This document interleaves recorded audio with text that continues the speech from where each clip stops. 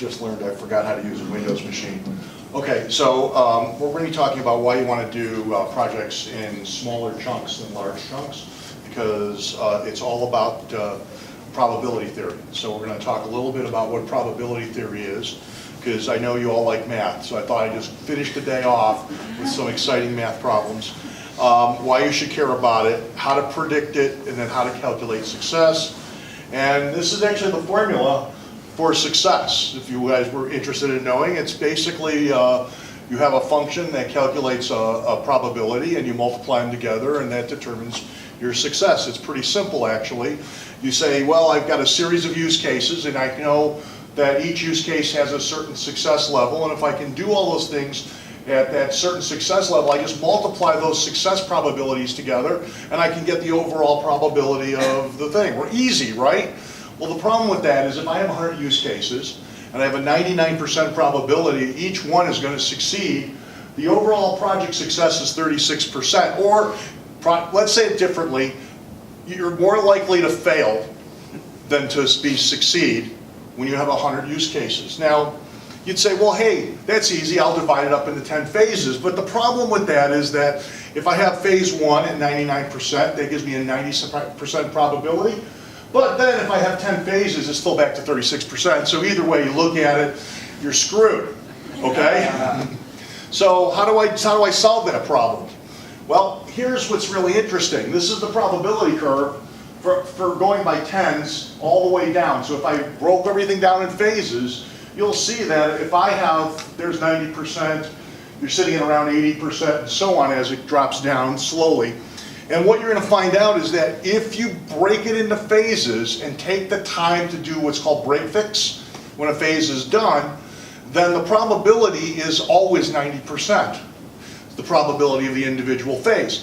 It's the same thing. If you ever gone, someone said, I'm going to flip a coin 4 times, right? And what's my chance of getting it to be heads? Well, if I actually start out and say, well, they're all going to be heads, it's, let's see, half times 5, 25, 12 and a half, 6.25% is the probability of flipping 4 heads in a row. But if I flip 1 head, now it's 12.5%. And if I flip the next head, it's 25%, and then it goes to 50-50. And so that's the interesting thing about probability. It only looks at what's left to be done, not what you've already done. So if you can manage putting stuff together and get it working, then the rest becomes easier and your success factors go faster. So this is actually the probability curve having 10 phases that go through break fix. It turns out that, guess what? It's always 90%, which is a great little thing. So 90% is great. That means you only have a 1 out of 10 chance of failing each one of these. But when you've completed all but 4, this becomes your probability, and it keeps going down and down and down. So it's really an interesting problem. That's why you want to break it apart. So what is failure? So you got to say, well, how do I know failure? It's not just everything's 99% or everything's 90%. And failure has 2 components, time and risk. So if I look at the failure curve for time, it looks like this. As time goes on, these are months, 24 months out, your chances of failing start to drop dramatically. Okay, and that's because time messes things up. The larger it is, there's a correlation between time and size. There's a correlation between time and difficulty. Okay, there's a correlation between time and changing business needs. And because of that, the magic number is just a little before 6 months. Anything that goes after 6 months is less than a crapshoot. So you don't want to have projects more than 6 months. That's the first thing. And that's the first thing you should pick out of this quick time adds risk. That's the other side of it. So now look at the risk curve. Risk is actually a very simple formula. Risk is the likelihood of something that's going to happen times its impact. So, you know, there was a great philosopher, which I cannot remember his name, I think it was Voltaire, French, who did not believe in God, but he took the last rites on his deathbed, and he said, the probability multiplied by the consequence forces me to take this action. Well, that's risk. He's doing risk management. He thought the consequence was bad, probability's low, but you know, who knows? So I'm just going to do it. So for CRM, I interpret this slightly differently. I say risk is equal to your experience times your approach. Okay, and here's what I've done. We've gone through and we've started analyzing. This is something I'm playing with, so this is a work in progress you're looking at. But I started analyzing, have we done that several times? Have we actually done that? Do I actually know how to do that? Or actually, do I understand how to do that? Do I actually know someone who has done that? Do I have any clue at all? And I throw a weight against it. And I've been playing with these weights now for about a month. And now on the other side I say, well, what is it? Is it a configuration, a customization, an environment issue, a security issue, a workflow, a migration, integration report, training materials, bolt-on third-party products? And I put a weight on it.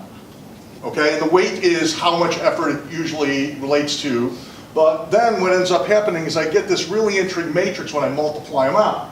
So if I take, hey, we've done it, to I don't have a clue, and I multiply them out because that's what you do, one times the other, you get this beautiful matrix. And then I arbitrarily pick some numbers, and I'm playing with that too. So right now I'm using anything below 20 should be good to go. Anything above 20 but below 60 should be a cautionary. And anything above 60 should be something that we have to think about from a risk perspective. So now what does that mean? Good to go, could do it, high risk. Well, I threw some numbers there. I said, you know, if we really know how to do it, we got a 99% chance of doing it. If it's in yellow, well, maybe we don't have a 99, maybe we have a 90%. And high risk for me would be 75% chance of success. So now what I do is you start looking at how do I package up my use cases to maintain your risk. So you've heard us a lot of times say, hold off on a lot of integrations, or hold off on this integration, or don't do this when we do that. That's really what we're doing in our heads. I'm trying to quantify it right now. But the idea is that we should be able to calculate over time, and I'm collecting data on this, what use cases need to be run together. And if I do that and I say, well, guess what? I got an on-premise installation, I got easy configurations, and then I have a migration. According to my formula, those are 9 to the 9th, which is 9 times 9 times 9 times 9. Okay? And 0.9 gets to 82%. If I add in a basic integration though, it drops my probability to 75% if I put 2 integrations below 50. We're back to the crapshoot. So this is why you want to break stuff up in little pieces. So my advice, choose use cases, which use cases go in which phase by better managing the risk. If I think of it in those terms, I should be able to package up phases and releases to be successful along the way. And I'm done.